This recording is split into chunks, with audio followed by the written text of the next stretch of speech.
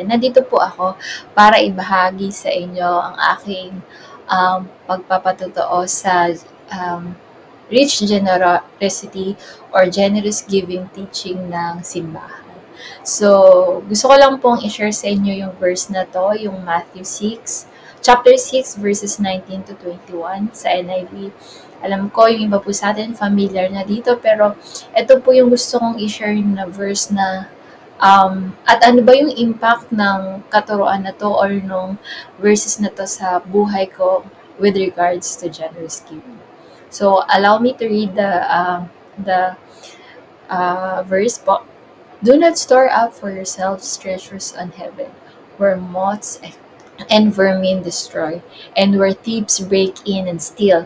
But store up for yourselves treasure in heaven, where moths and vermin do not destroy, and where thieves do not break in and steal. For where your treasure is, there your heart will be also.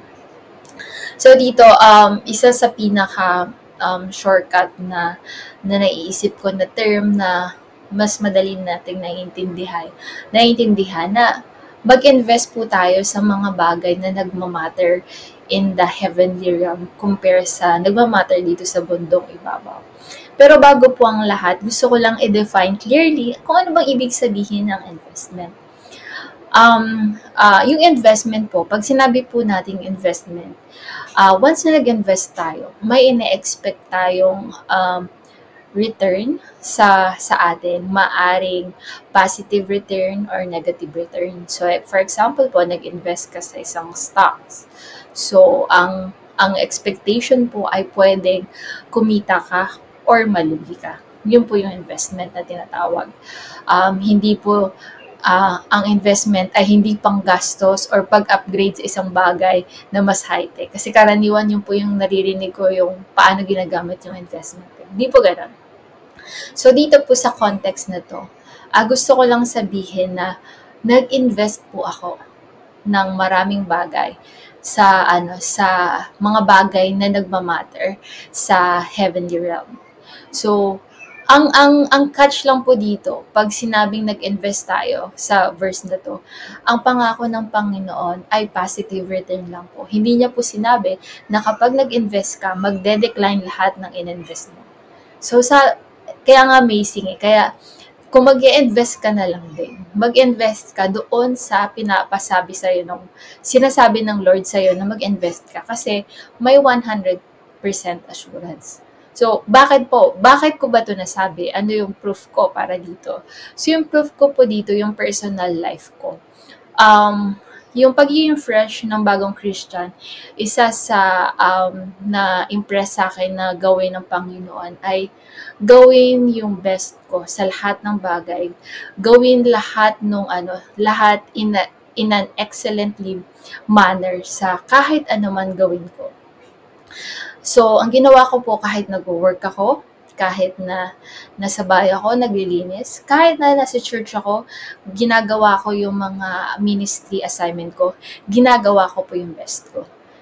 In short, nag-invest po ako doon sa bagay na sinasabi sa akin ng Panginoon. At alam niyo po kung anong ginawa ng investment nito sa buhay ko. Especially po during this time, ang ginawa ko po talaga, yung skills ko, binuhos ko po sa ministry side. Na kung saan lahat ng natutunan ko sa school, sa work, ginawa ko po, in-implement ko or ginawa ko to sa church ko para makatulong sa simbahan na yun, mas maging organized or sa mga brainstorming, may ma-input ako sa execution, mas magawa na maayos. Ganun po yung ginawa ko. So, ano yung return nito? Hindi ko namamalayan. Ang return pala nito, mas pinapagaling ako ng Panginoon na hindi ko napansin kasi nga ang focus ko lang ay i-invest yung best ko sa Panginoon. At nag-reflect ito sa work ko na kung saan after how many years ako nag-work na hindi na po promote, after ilang months lang ng gawin talaga yung excellent ko at yung especially yung level up na skills ko dahil sa ginawa ko sa Panginoon, na-promote po ako. Tapos right after that, na-promote ako. Tapos na-promote. Ganun niya po in-enrich yung skills na in-invest ko sa kanya. So, ganun po yung gusto ng Panginoon natin. Sinasabi niya sa atin na kung meron tayong gagawin, 'di ba? Kung i-spend mo yung time mo sa isang bagay, why don't you spend it to the things that matter in heaven? Which is something na walang makakanakaw, 'di ba? So, ito po yun. And next, so, hindi po dyan natatapos ang lahat. Nag-level up po. Next ko na ginawa ay, syempre tinuro ng church, ang tithes and offering. Isa yan, ang tithes and offering, isa sa mga bagay na katuruan ng Panginoon na hindi ko agad tinanggap. Pero alam kong tama kasi nakasulat sa Biblia. So ang ginawa ko, hinayaan ko yung sarili ko, Lord, kung ito yung tama, tulungan mo akong gawin ito. So without a doubt, ginawa ko talaga faithfully yung tithes and offering, binigay ko sa Kanya. 10% of my income automatic sa kanya and plus other offering. Tas nag-level up pa. Mas hinigitan, during this time kasi may asawa na ako. So hinigitan namin yung pagbibigay namin to the point na naka-budget na siya for the whole year kung magkano yung ibibigay namin sa Panginoon, percentage of our income, hindi lang siya 10% kundi more. At ginagawa namin to without expecting in return. Pero 'di ba, huwag natin kakalimutan, we can expect something from God. Pero during this time, hindi kasi namin napapansin eh. So, without expecting in return, basta ginagawa namin to kasi sabi nga dito sa Matthew 6:19-21, kung mag-i-invest ka, invest mo na sa bagay na nagmamatter in heaven, which is ang pinaka lugar na pwedeng gawin to ay sa church dahil sila yung gumagawa ng action para makatulong sa iba, sa mga missions, at sa iba pang bagay. So, ito na po yung story. Okay na siya. At dumating po ako sa point na pati ako nagugulat kung gaano kalaki yung binabalik niya sa amin. Syempre, hindi magically na, oh, you have cash. Ganyan, hindi, syempre. Pero, binibigyan kami ni Lord ng blessing na hindi namin ina-expect talaga. Like, opportunity in career, opportunity, yung mindset, especially yung mindset, paano dapat gumastos. And sa ngayon, at this point, ang hindi namin sobrang ina-expect sa Lord, pero binigay niya ay yung opportunity talaga sa career side ko na kung saan unexpected generosity talaga ang masasabi ko sa binigay niya sa amin. At pati ako, I cannot imagine na possible pala tong mga bagay na to. At yun po yung gusto kong i-share sa inyo, mga kaibigan ko, mga brothers and sister, na huwag po tayo mag-hesitant na mag-invest sa mga bagay na nagmamatter in heaven. So, hindi po kami nagtuturo ng prosperity gospel, pero ako po ay nagpapatotoo lang sa yung ginawa ng Panginoon sa buhay ko when I give to Him. Lahat ng skills, ng time, ng financial, talagang pinalago niya. Hindi lang monetary, pati talaga yung skills, yung wisdom, papalaguin niya. And hopefully, ito po yung matranslate namin sa inyo na wag tayong maging madamot sa Panginoon. At inaanyayahan namin kayo na mag-pause at tanungin siya, Lord, ano ba yung gusto mo na ibigay ko sa inyo? Diba? Na yun? Default na yung tithes and offering natin.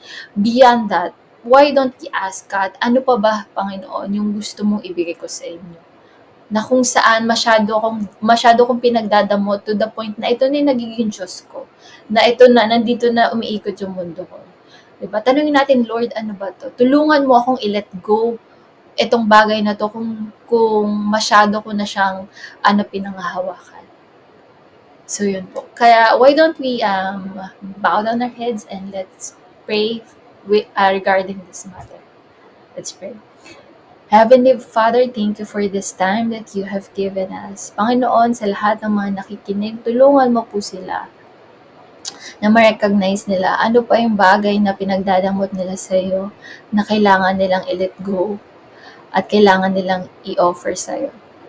Panginoon, kung nahihirapan mo po ang bawat isa sa amin na i-let go ito, tulungan mo po kami day by day na bitawan ito. Kung hindi man kaya ng biglaan ng pakonti-konti, to the point na hindi namin namamalayan na na-let go na pala namin. And Lord, ipakita mo sa amin, sa bawat isa, ano yung nawawala namin kung pinangahawakan namin itong bagay na gusto mong i-surrender offer namin sa inyo. And Heavenly Father, allow our hearts to give you freely, especially our tithes and offering. At Panginoon, yung next level up po, yung something that's hurt us na kung saan pinagdadamot namin sa'yo. Ma-surrender namin ito sa'yo in time. Salamat po Panginoon sa araw na to, sa reminder na to. We pray these things in Jesus' name. Amen. So, ayan po, kung magbibigay po kayo ng tithes and offering via online, pwede nyo pong i-send ito sa nakikita nyong account sa inyong screen. At kung nasa mga daughter churches po kayo, huwag po kayong mag-hesitant na ibigay yung tithes and offering nyo sa mga ating mga pastor dyan na nagpa-facilitate po ng ating service. Salamat po. Have a great day ahead. Thank you.